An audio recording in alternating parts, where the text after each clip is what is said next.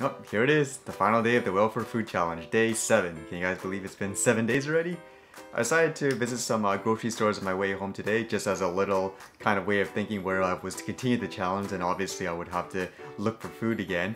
And it made me wonder whether or not I could still find deals in other places too, and as you can see, I basically found some pretty decent deals, which kind of shows you that there's deals all around the place. You just have to be willing to look for it.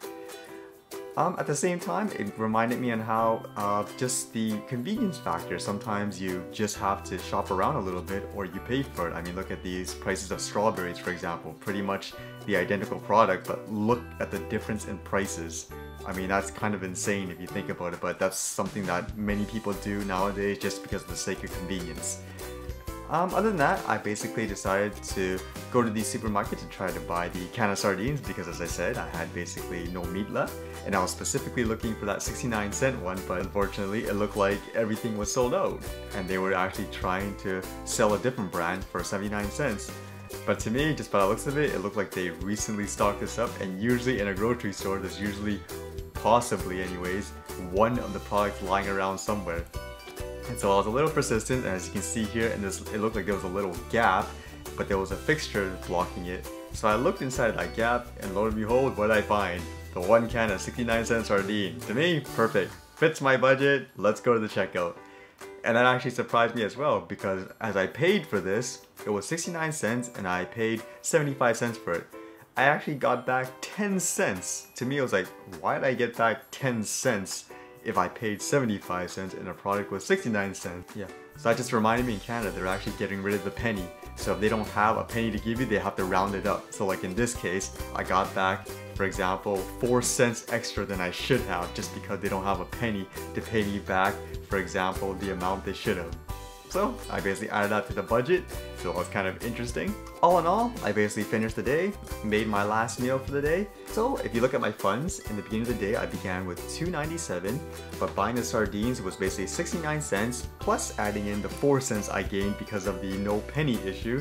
That basically left me with a total of $2.32 by the end of this challenge. I was left over with some rice still and some oats. So overall, I actually had money left over. And throughout this journey, for myself personally, just based on my experience, I didn't feel, for example, tired or that I was depriving myself. I didn't really feel hungry, for example. If anything, the main challenge was actually not accepting all the free food and resources that were available to me, which is kind of ironic. So it wasn't really so much of a money issue for me, but more of a, I guess, willpower, as you say, to not actually take all the free stuff that was available to me, which is kind of ironic, I know. Now with that said, does that mean, for example, is me going through this challenge with this result, does that mean anyone else that can't do it are simply entitled, for example, or they're lazy? For sure, definitely not, because as I mentioned before, everybody has different scenarios in life. That's why the disheartening thing about this challenge, I think, is because it's kind of perception-wise made out to be a survival and financial challenge, and so as a result, people criticize it based on that. So as I mentioned before, people look at pictures, and as much as they want to say, for example, oh wow, people can't afford food, they can't help but to look at it and say, well, why did you spend this way, for example? And that's kind of missing the whole point, I think, which is more about us looking at the system itself and seeing whether or not what type of fixes can be done to help people get off, welfare in general, so they can get back on their feet. Like for myself, if you were to ask me whether or not $21 a week for food is realistic in terms of having something that's a bit healthy, for example, that you can survive on, that lets you live your everyday life, I mean, from my experience, it's possible. I mean, the only way I would have basically spent more right now was if I was buying convenience foods, or if I, for example, refused to do my, for example, comparison shoppings, and I insisted in doing a one-stop shop. I mean, again, the challenge for me mostly was knowledge in terms of potentially knowing what's the best value food nutrition-wise. One thing I do know for sure though is that there's a lot of people, from my experience here, just from doing this challenge, a lot of people within my demographic, they just simply don't see it. They don't see, for example, why they should care about poverty in general.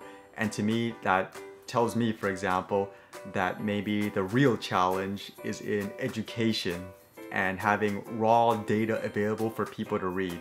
Because without the education and knowledge about the subject in general and what's happening, we're all ignorant, and we can't help but to judge others based on our own circumstances. Like, for example, you could argue one person can't get a job, maybe they have a different circumstance, I don't know, but then people are naturally going to be defensive and say, well, I can go get a job, for example, why can't you? And basically that comes down to, again, education. You can change it to any other topic, basically BC's teacher strike, BC's justice system. I mean, it comes down to education.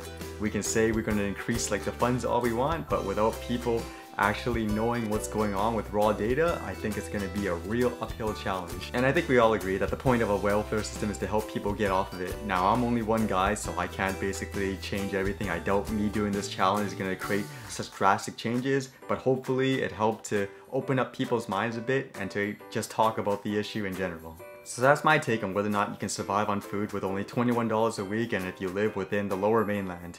I mean, from my experience, there was a lot of access basically to deals. You just have to be willing to do it. I mean, whether or not you agree or disagree with my methods or basically my experience, that's up for debate, but hopefully for me doing this, it raised awareness that there is an issue with poverty and that it affects everyone, whether or not you believe so or not.